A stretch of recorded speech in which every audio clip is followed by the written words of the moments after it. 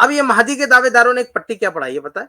یہ کہتے ہیں دیکھو پیشین گوئی اگر کسی ضعیف حدیث میں بھی ہو اور وہ پوری ہو جائے تو پیشین گوئی کا پوری ہو جانا اس بات کی دلیل ہے کہ وہ حدیث جو ہے صحیح ہے. کہتے ہیں کہ پیشین گوئی اگر پوری ہو گئی تو یہ حدیث کے صحیح ہونے کی دلیل ہے. ایک عام آدمی سنے گا تو لگے گا کہ ہاں یار بات تو معقول ہے, اگر وہ حدیث ضعیف ہوتی تو اس میں جو بات ہے وہ پوری کیسے ہو جاتی. تو سب سے پہلے یہ ذہن میں رکھیں میرے بھائیوں کہ اصول حدیث کی کسی بھی کتاب میں آپ کو یہ قاعدہ نہیں ملے گا کہ پیشین گوئی یعنی کسی روایت کے اندر کوئی بات ہے وہ بعد میں ثابت ہو جائے, یعنی بعد میں پیشین گوئی پوری ہو جائے تو آپ یہ کہہ دیں کہ وہ کیا ہے, وہ حدیث رسول ہے, یعنی وہ ثابت شدہ ہے.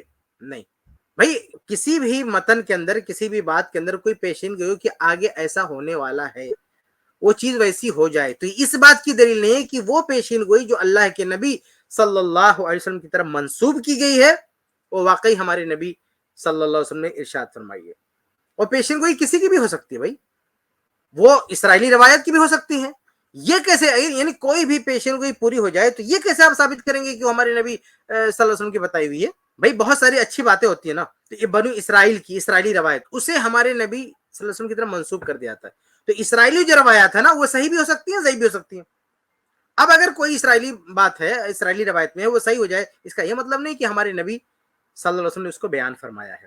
ایسے کچھ اقوال ذری ہوتے ہیں نا, کچھ حکمت کے اقوال, اچھے اقوال جس میں عقل مندی کی باتیں ہوتی ہیں, تو کچھ لوگ اس کو سیدھا صحابہ کرام کی طرف خاص طور سے علی رضی اللہ تعالیٰ عنہ سے منسوب کر دیتے ہیں. آپ دیکھیں گے انٹرنیٹ پہ بہت سارے اقوال, حکمت کے اقوال, کہیں گے علی رضی اللہ تعالیٰ عنہ نے ایسا فرمایا. اب وہ کسی کو لگے کہ یہ بات بڑی معقول ہے, بڑی سچی بات, اچھی بات ہے, اس کا مطلب اچھی بات اس کا مطلب تھوڑی کہ واقعی علی رضی اللہ تعالیٰ عنہ نے فرمایا, کسی اور نے فرمایا منسوب کر دیا.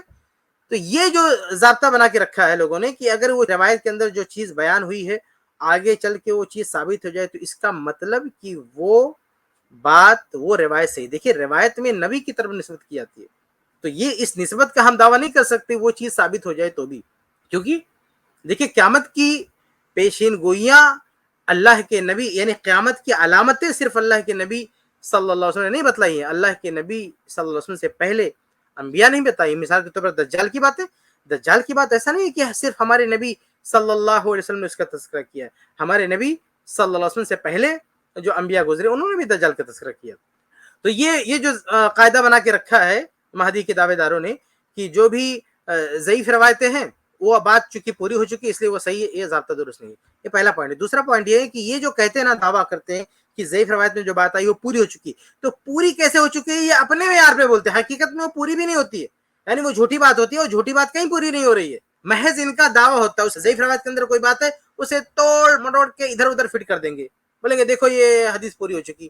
اب جیسے کہیں بھی لے جا کے اس کو عراق پہ فٹ کر دیا, صدام حسین پہ فٹ کر دیا, کسی بات کو یہاں پہ فٹ کر دیا, کہا دیکھو صدام حسین کو پھانسی ہو گئی فلاں جگہ یہ بات آئی تھی فٹ ہو گئی, عراق پہ ایسا ہو گیا تو فلاں جگہ بات ہو گئی. یہ اوٹ پٹانگ باتیں کہیں بھی لے جا کے اس کو فٹ کر دیا اور یہ کہہ دیا کہ پیشن گوئی پوری ہو گئی اس لیے یہ بات سچ ہے چاہے وہ علم گلم جھوٹی ووٹی کسی بھی روایت میں آئی ہو.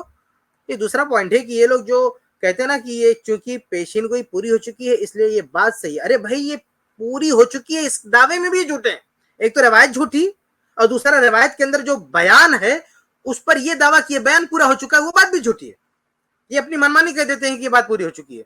تو یہ اصولی بات ذہن میں رکھیں کہ اس دھوکے میں نہ آئے کہ یہ اس پیترے سے کوئی ضعیف حدیث آپ کے ہاتھ میں تھما دے. نہیں, بالکل نہیں, کوئی بھی ضعیف حدیث قبول نہیں کرنا ہے. امام مہدی کے تعلق سے جو بھی بات ہو وہ صحیح سند سے ثابت ہونی چاہیے, ضعیف روایات سے کوئی بات نہیں چل سکتی. السلام علیکم ورحمۃ اللہ وبرکاتہ. اس کلپ کی فل ویڈیو دیکھنے کے لیے ہمارے چینل پر ضرور آئیں. آئی پلس ٹی وی نے ایک نیا یوٹیوب چینل شروع کیا ہے جس کا نام ہے آئی پلس ٹی وی اختلاف کا حل. اس چینل پر صرف اختلافی مسائل پر ویڈیوز آئے گی لیکن دلائل کے ساتھ اور بھائی چارگی کے ساتھ. آپ کو میں دعوت دیتا ہوں کہ آپ بھی ہمارے اس چینل کو سبسکرائب کریں, ہماری ویڈیوز کو شیئر کریں اور نوٹیفیکیشن آئیکن کو آل سلیکٹ کریں تاکہ آپ کو ہماری ویڈیوز کا نوٹیفیکیشن مل سکے. جزاک اللہ خیر, والسلام علیکم ورحمۃ اللہ.